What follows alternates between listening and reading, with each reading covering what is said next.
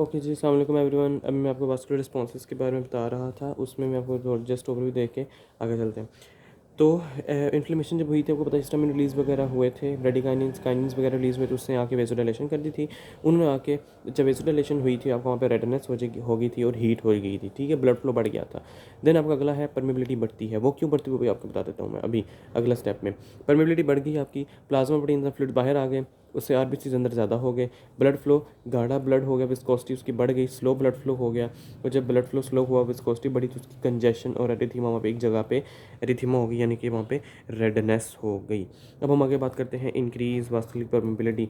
Permeability क्यों बढ़ेगी? Permeability जो बढ़ती है वो एक नॉर्मल, आपके पास क्या होता है नॉर्मल, कि ये हमारी ब्लड वेसल है ना, तो एंडोथीलियम बड़े टाइटली पैक्ड होती हैं, ठीक है। आपको पता है एंडोथीलियम के सेल्स बहुत टाइटली पैक होते हैं, इसमें जो भी चीज़ें हैं वो बाहर नहीं निकल सकती।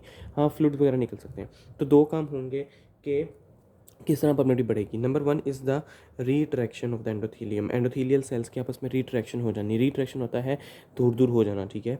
तो किसी भी वजह से, इन्फ्लेमेशन के किसी भी मीडिएटर्स की वजह से इनमें आपस में गैप बढ़ जाता है, इंटर एपिथेलियल स्पेसेस आना शुरू हो जाती हैं, एंडोथीलियल स्पेसेस ज़्यादा हो जाएंगी। ये स्पेसेस आ गए ना, अब इसमें से क्या होगा, सेल्स भी बाहर आएंगे और फ्लूइड भी बाहर आएगा, प्रोटीन्स भी बाहर आ जाएंगी, प्लाज्मा प्रोटीन्स भी बाहर आ जाएंगी, ठीक है। इसको कहते हैं रीट्रैक्शन ऑफ द एंडोथीलियल सेल्स। ये बुक्स में आपको बता देता हूँ।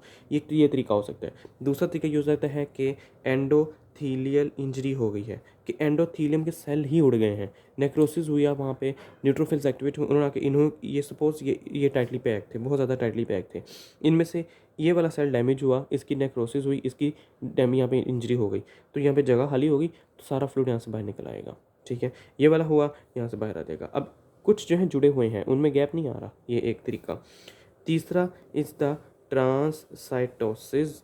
का मतलब ये है कि सेल्स वैसे के वैसे ही हैं, ये वैसे के वैसे ही हैं, गैप इनमें बिल्कुल नहीं है, ना इनकी इंजरी हुई है, किसी भी चीज़ की वजह से इनके अंदर चैनल्स ऐसे बन गए हैं जिससे वो चीज़ें गुजर के बाहर जा रही हैं। सपोज़ ये सेल ठीक था, कोई एक ऐसा फैक्टर आया है, वजफ फैक्टर जो है वो है वैस्कुलर एंडोथेलियल ग्रोथ फैक्टर, ये भी बनता है इन्फ्लेमेशन के अंदर। वो आके क्या करता है, इनके अंदर एक ऐसा चैनल बना देगा, एक रास्ता बना देगा, जिससे सारी चीज़ें गुजर गुजर के बाहर आएंगी। ट्रांससाइटोसिस कहते हैं, ठीक है, कि सेल वैसे का वैसे, उसकी इंटीग्रिटी वैसे की वैसी है, ये न्यूक्लियस है, ये सारा कुछ है, कुछ हल्का सा इसमें चैनल बनेगा दोनों साइडों पे इस तरह, तो चीज़ें जो हैं वो एक साइड से दूसरे से निकल के इसके अंदर से गुजर के चली जाएंगी, ठीक है। ये इसके तीसरे फैक्टर हो गए। मैं सेम चीज़ आपको यहाँ से बता देता हूँ बुक से, ताकि डायग्राम रोबिन्स में लाजमी आपको बताया करूँगा, ठीक है। ये नॉर्मल है, ये ल्यूकोसाइट है, ये प्लाज्मा प्रोटीन्स है, ये एंडोथेलियम ठीक है, ये नॉर्मल चीज़ है। तीन मैकेनिज्म ऐसे हैं जो कि एडीमा फॉर्मेशन कराएंगे इन अपेंडिसाइटिस एक्यूट, यूएचएस के सवाल में ऊपर लिखा हुआ है, ठीक है।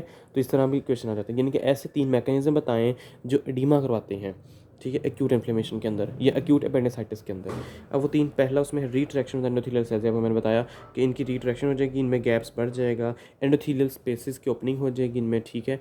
देन आपका क्या हो जाएगा, अब ये क्यों होता है, हिस्टामिन आएंगे, अदर मेडिएटर्स आएंगे, और मज़े की बात यह है कि ये बहुत रैपिड होता है, बड़ी जल्दी होता है, कि शॉर्ट लिव्ड होता है। जब तक हिस्टामिन रहेगी तब ये काम रहेगा, ठीक है। 15 से 30 सेकंड के अंदर ये शुरू हो जाता है और तब तक ही रहता है। पोस्ट कैपिलरी वेन्यूल्स के ऊपर ये ज़्यादा काम कर रहा होता है, ठीक है। इमीडिएट ट्रांजिएंट रिस्पॉन्स इसका दूसरा नाम है, सबसे जल्दी होता है। दूसरा इज एंडोथेलियल इंजरी। ये देखें, ये क्या हुई है, नेक्रोसिस हुई है, कोई भी इंजूरियस एजेंट आया, बर्न्स आ गए, केमिकल्स आ गए, कोई टॉक्सिन आ गया, कोई नेक्रोसिस, न्यूट्रोफिल्स आया वहाँ पे, न्यूट्रोफिल्स ने आके, ये देखिए न्यूट्रोफिल लगा हुआ है ना, इसने आके इसको डैमेज कर दिया, तो इनमें गैप्स बढ़ जाएगा और सेल्स भी डैमेज होना शुरू हो जाएंगे। ये भी रैपिड होता है और ये लॉन्ग लिव्ड होता है, क्योंकि सेल डैमेज हुए हैं दिनों तक, जब तक वो रिपेयर नहीं होते तब तक ये रास्ता खुला रहता है और एडिमा होता रहता है, ठीक है। तीसरा इज़ द ट्रांससाइटोसिस, जो कि मैंने बता दिया कि ट्रांससाइटोसिस में भी सारा कुछ बाहर जाएगा, ठीक है। और हमने ये बताया कि ट्रांससाइटोसिस की होती है क्योंकि इन्फ्लेमेशन के दौरान उसके रिस्पॉन्स में मीडिएटर्स कुछ रिलीज होते हैं, ग्रोथ फैक्टर्स रिलीज होते हैं, उसमें एक ग्रोथ फैक्टर वजफ भी होता है, वैस्कुलर ग्रोथ, उसकी वजह से चैनल खुल जाता है सेल्स के अंदर से, जिससे वजह से ट्रांसफर। तो ये सारी चीज़ें मिला के इनको कहते हैं वास्कुलर कॉम्पोनेंट ऑफ इन्फ्लेमेशन। क्या क्या चीज़ें हुई अभी तक मेरे पास, एक तो वेजोडाइलेशन हुई थी, वेजोडाइलेशन क्यों हुई थी, इमीडिएट रिस्पॉन्स हिस्टामिन की वजह से आ गया था, ठीक है। तो वेजोडाइलेशन हुई थी, जिससे क्या किया, वो तो मैंने सारा लाइन वाइज बता दिया। दूसरी बात, परमेबिलिटी बढ़ गई थी। परमेबिलिटी क्यों बढ़ी वो भी आपको मैंने बता दिया, ठीक है। परमेबिलिटी बढ़ गई थी ना, तीन वजह से परमेबिलिटी बढ़ गई।